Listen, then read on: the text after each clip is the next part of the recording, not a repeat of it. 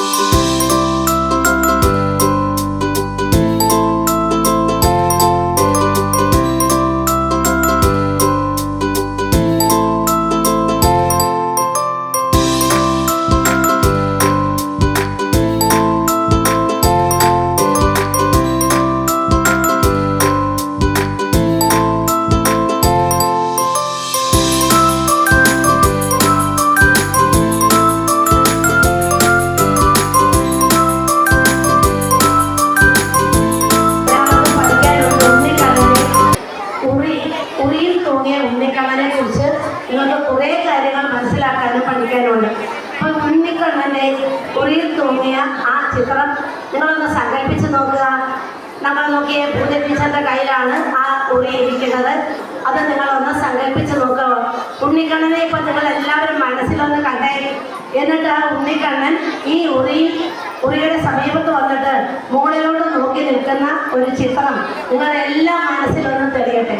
Teacher അതിലെ കുറച്ച് വരികൾ ഒന്ന് ചൊല്ലാം. അപ്പോൾ നിങ്ങൾക്കതിൻ്റെ കാര്യം മനസ്സിലാവും. ശ്രദ്ധിക്കണം.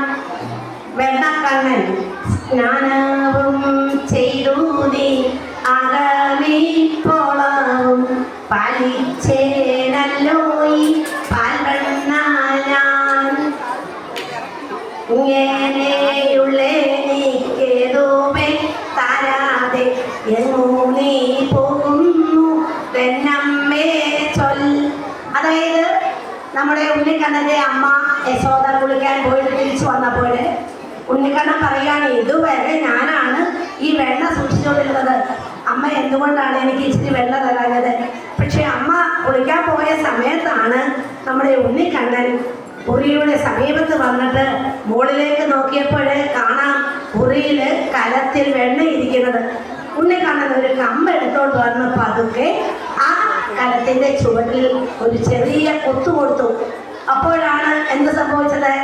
ആ കലത്തിൻ്റെ ചുവട് പൊട്ടിപ്പോവുകയും വെണ്ണ താഴോട്ട് വീഴാൻ തുടങ്ങുകയും ചെയ്യുന്നു. ഈ സമയത്ത് നമ്മുടെ കണ്ണൻ വാ തുറക്കുകയാണ്. എല്ലാവരും വായൊന്ന് തുറന്നേ. ആ വായങ്ങോട്ട് തുറന്ന് ഈ കലത്തിൻ്റെ ചുവട്ടിലോട്ട് വായങ്ങോട്ട് വെച്ചപ്പോൾ ഉണ്ണിക്കണ്ണൻ്റെ വായിലേക്ക് വെണ്ണയും തൈരും മോരുമൊക്കെ ഇങ്ങനെ വീഴുകയാണ്. അത് കണ്ടുകൊണ്ടാണ് അമ്മ കുളി കഴിഞ്ഞ് വരുന്നത്, സ്നാനം കഴിഞ്ഞ് വരുന്നത്. അപ്പം ഉണ്ണിക്കണ്ണൻ ഉറിയിൽ തൂങ്ങിയത് എന്തിനു വേണ്ടിയാണ് എന്ന് നിങ്ങൾക്കിപ്പോൾ മനസ്സിലായോ? എന്തിനു വേണ്ടിയാണ്? നിങ്ങൾക്ക് ഇഷ്ടപ്പെട്ട ഉണ്ണിക്കണ്ണൻ്റെ ഉറിയിൽ തൂക്കം? ഇഷ്ടപ്പെട്ടത് നിങ്ങൾക്ക് ഇഷ്ടമാണോ? വെണ്ണ ഇഷ്ടമല്ലേ? ഉണ്ണിക്കണ്ണനും അത് വളരെയധികം ഇഷ്ടമായതുകൊണ്ടാണ് ഉണ്ണിക്കണ്ണൻ ഉറിയിൽ തൂങ്ങിയത്. ഇതിനകത്ത് വെണ്ണയുണ്ട്, ഈ കലത്തിൽ വെണ്ണയുണ്ട്. കണ്ടോ? നിങ്ങളെല്ലാം കണ്ടില്ലേ? നിങ്ങളൊക്കെ വന്നപ്പോ കണ്ടായിരുന്നു. ഈ കലത്തിനകത്ത് വെണ്ണയുണ്ട്. ആ വെണ്ണയാണ് അതിന്റെ ചുവട്ടിൽ കുത്തുമ്പോൾ താഴോട്ട് വീഴുന്നത്. അത് കുടിക്കാൻ വേണ്ടിയാണ് ഉണ്ണിക്കണ്ണൻ വാ തുറക്കുന്നത്. ഇത് മൺകലമാണ്. മൺകലത്തിനകത്താണ് വെണ്ണ വയ്ക്കുന്നത്. മൺകലം മാത്രമേ നമുക്ക് കമ്പ് കൊണ്ട് കുത്തി അത് പൊട്ടിച്ച് അതിൽ നിന്നും വെണ്ണ താഴോട്ട് വരുവാൻ കഴിയുന്നുള്ളൂ. ഇനി അടുത്ത ഭാഗം പാളത്തൊപ്പി. നിങ്ങൾ കണ്ടിട്ടുണ്ടാവുകയില്ല ഈ പാളത്തൊപ്പി. പണ്ട് കാലഘട്ടത്തിൽ കർഷകർ കൃഷി ചെയ്യാൻ വേണ്ടി പാടത്ത് പോകുമ്പോൾ മഴ, വെയില് തുടങ്ങിയവ, മഴ നനയാതിരിക്കാനും വെയില് കൊള്ളാതിരിക്കാൻ വേണ്ടി അവരിങ്ങനെ തലയിൽ വെക്കും. കണ്ടോ ടീച്ചറിന്റെ പാളത്തൊപ്പി തലയിൽ വെച്ചാലോ? ഇതിങ്ങനെ തലയിൽ വെക്കും. അപ്പോൾ വെയിലും കൊള്ളില്ല, പിന്നെന്താ മഴയും നനയുകയില്ല. അപ്പൊ പണ്ടത്തെ കർഷകർ ഉപയോഗിച്ചിരുന്ന പാളത്തൊപ്പിയാണ്. പാള കൊണ്ട്. ഈ പാള എവിടുന്നാ കിട്ടുന്നേ? അടയ്ക്കാമരം എന്ന് പറയുന്ന ഒരു മരമുണ്ട്. ആ മരത്തിൽ നിന്ന് കിട്ടുന്നതാണ് പാളത്തൊപ്പി. അടുത്തത് നിങ്ങൾ എല്ലാവരും കണ്ടതാണല്ലേ? എന്താ ഇത്? പാളയും കയറും. കേട്ടിട്ടില്ലേ? ഇതെന്താണെന്ന് അറിയാമോ? നമ്മളെല്ലാവരും പഠിച്ചില്ലേ ശ്രീകുമാരനാശാന്റെ ചണ്ടാല ഋഷിക എന്ന കവിത? ഒന്ന് ചൊല്ലിയേ. തോമത്തേരും തൻ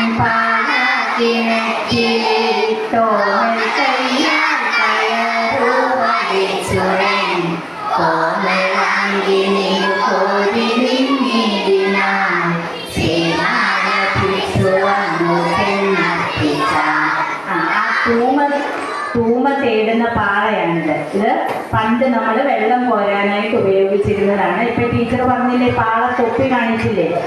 ഇത് പാള കൊണ്ടുണ്ടാക്കുന്ന തൊട്ടിയാണ്. അത് ഇതിനെ കയറും കൂടെ കെട്ടിയാണ് പണ്ട് കാലത്ത് നമ്മൾ വെള്ളം കോരിയിരുന്നത്. പിന്നാണ് ഇരുമ്പ് കൊണ്ടും സ്റ്റീൽ കൊണ്ടും ഒക്കെയുള്ള തൊട്ടികളൊക്കെ വന്നത്. അപ്പം ആ കവിതയിൽ പറഞ്ഞിരിക്കുന്ന തൂമ തേടുന്ന, അതായത് ഭംഗിയുള്ള പാള കൊണ്ടുണ്ടാക്കിയ തൊട്ടിന്റെ തടിയില്ലേ, ആ തടിയാണ് ഇതിനു വേണ്ടി ഉപയോഗിക്കുന്നത്. ഇതിന്റെ കൈക്ക് വേണ്ടി ഈ കൈ, ബാക്കിയെല്ലാം ചിരട്ട കൊണ്ട് നിർമ്മിക്കുന്നതാണ്. എല്ലാ മംഗളകർമ്മങ്ങളും നടത്താൻ വേണ്ടി നമ്മൾ ഉപയോഗിക്കുന്നതാണ്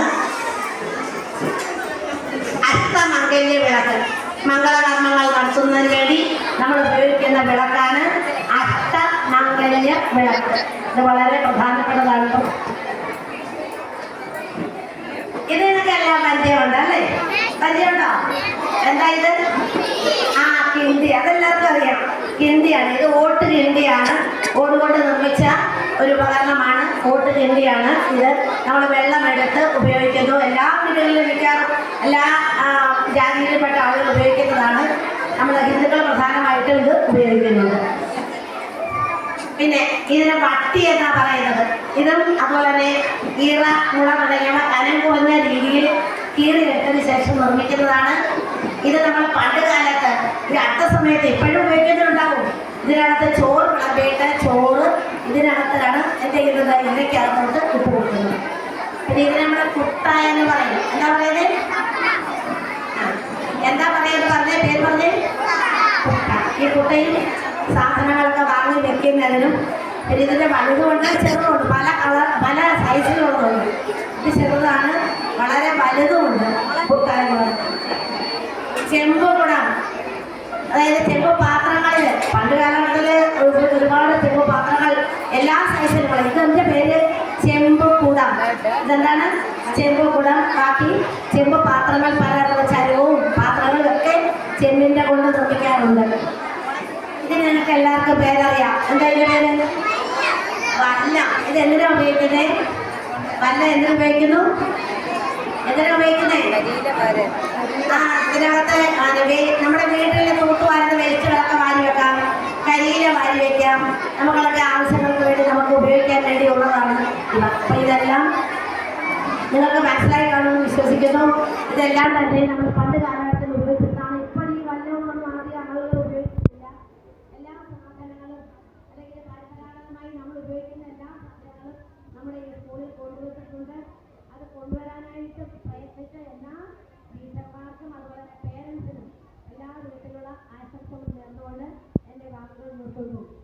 നിന്നാണ്, അതായത് കമുകെന്നും നമ്മൾ പറയും, അതിൽ നിന്നാണ് ഇത് കിട്ടുന്നത്. അപ്പം നിങ്ങളുടെയൊക്കെ വീട്ടിൽ ഇതുണ്ടെങ്കിൽ അതൊന്ന് എടുത്തിട്ട് നിങ്ങൾ ഇതുകൊണ്ടൊരു തൊട്ടിയൊക്കെ ഉണ്ടാക്കണം. പിന്നെ നിങ്ങൾ ഈ പാള വേറൊന്നിനും ഉപയോഗിക്കുക. എന്തിനാ?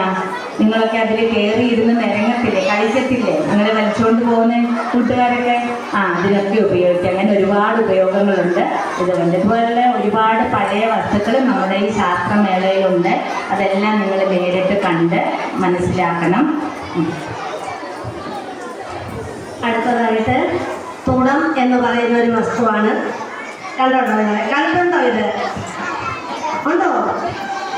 ഇത് തുടമാണ്. പണ്ട് ഉപയോഗിച്ചിരുന്ന, അല്ലെ കടകളിലും മറ്റു സാധനങ്ങൾ കൊടുക്കുമ്പോൾ എണ്ണ കളക്കാൻ വേണ്ടി ഉപയോഗിച്ചിരുന്ന ഒരു വസ്തുവാണ് ഈ തുടം. ഈ തുടം, ഒരു തുടം എണ്ണ നമ്മൾ വാങ്ങിക്കുന്നത് പണ്ടൊക്കെ എങ്ങനെ വാങ്ങിക്കുന്നത്? ഇത് 4 തുടം അളക്കുമ്പോൾ ഒരു നാഴി കിട്ടും. 4 തുടം അളക്കുമ്പോഴാണ് ഒരു നാഴി. ഇതാണ് നാഴി. ഇത് മുള കൊണ്ടുള്ള ഒരു നാഴിയാണ്. ഇത് ഏതെങ്കിലുമൊക്കെ വീടുകളൊക്കെ കാണുമായിരിക്കും, മിക്ക വീടുകളിൽ. പക്ഷേ ഇപ്പോഴാരും ഇത് ഉപയോഗിക്കത്തില്ല. പക്ഷേ ഇതൊക്കെ സൂക്ഷിച്ച് സംരക്ഷിച്ച് വയ്ക്കുക എന്നുള്ളത് വളരെ പ്രധാനപ്പെട്ട ഒരു കാര്യമാണ്. അപ്പം 4 തുടം ചേരുമ്പോൾ ഒരു നാഴി. ഇനി 4 നാഴി ചേരുമ്പോഴാണ് ഒരു ചങ്ങൽ.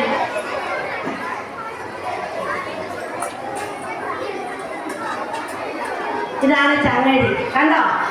4 നാഴി ചേരുമ്പോൾ ഒരു ചങ്ങഴി, അല്ലെങ്കിൽ നമ്മൾ ഇടങ്ങഴി എന്ന് പറയും. ഇത് 10 എണ്ണം അളക്കുമ്പോഴാണ് നമുക്കൊരു പറ കിട്ടുന്നത്. ഇതാണ് പറ. കണ്ടോ? ഇത് 10 ചങ്ങഴി അളക്കുമ്പോഴാണ് ഒരു പറ കിട്ടുന്നത്. കണ്ട ചങ്ങഴിയും പറയും നിങ്ങൾ കണ്ടല്ലോ, മനസ്സിലായില്ലേ? തുളവും മനസ്സിലായി. ഇനി അടുത്തത്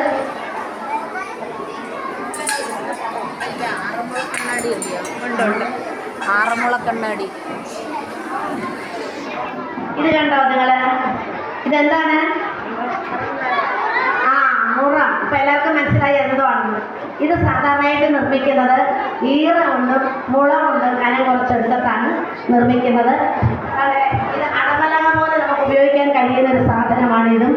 ഇതും ഈറ, മുള തുടങ്ങിയ വസ്തു കൊണ്ട് നിർമ്മിക്കുന്നതാണ്.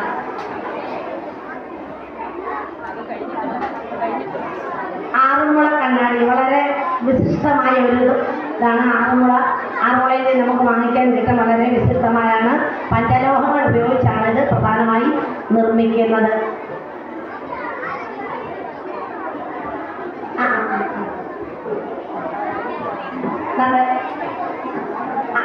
അടപലക. ഇതിനെന്താ പേര്? അടപലക. ഇതെന്തിനാ ഉപയോഗിക്കുന്നത് അറിയാമോ? അടപലക നമ്മൾ ചോറ് വെക്കാനല്ലേ, അടപ്പിൽ ചോറ് വെക്കുന്നത് കണ്ടിട്ടുണ്ടോ? ആ ചോറ് വെച്ചിട്ട് അത് അടച്ചിടാൻ വേണ്ടി ഉപയോഗിക്കുന്ന ഒരു ഉപകരണമാണ് ഈ അടപലക. പിന്നെ അതുപോലെ തന്നെ നാഴി, ചങ്ങഴി തുടങ്ങിയവ നമ്മൾ ധാന്യങ്ങൾ ഇളക്കാൻ, അരി, പയറ് തുടങ്ങിയ ധാന്യങ്ങൾ ഇളക്കാൻ വേണ്ടിയിട്ടാണ് ഇവ സാധാരണയായിട്ട് നമ്മൾ നമ്മുടെ വീടുകളിൽ ഉപയോഗിക്കുന്നത്.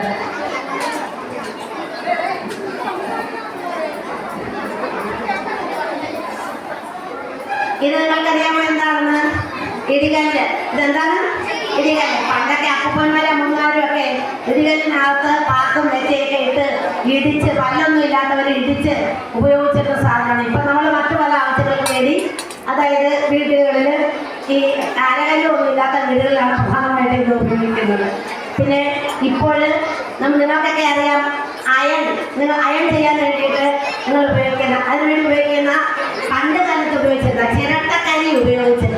ചിരട്ട കത്തിക്കൽ. എന്നിട്ട് അതിൻ്റെ കരി അതിനകത്ത് ഇട്ടിട്ട് ചൂടോടുകൂടി നമ്മുടെ വസ്ത്രങ്ങളെല്ലാം, നിങ്ങൾ ഇട്ടേക്കുന്ന ഡ്രസ്സൊക്കെ ഇല്ലേ, അത് തേക്കാൻ വേണ്ടിയിട്ടാണ് ഇത് ഉപയോഗിക്കുന്നത്. ഇതിൻ്റെ പേര് തേപ്പ് പെട്ടി. എന്തായാലും പറയാം, തേപ്പ് പെട്ടി.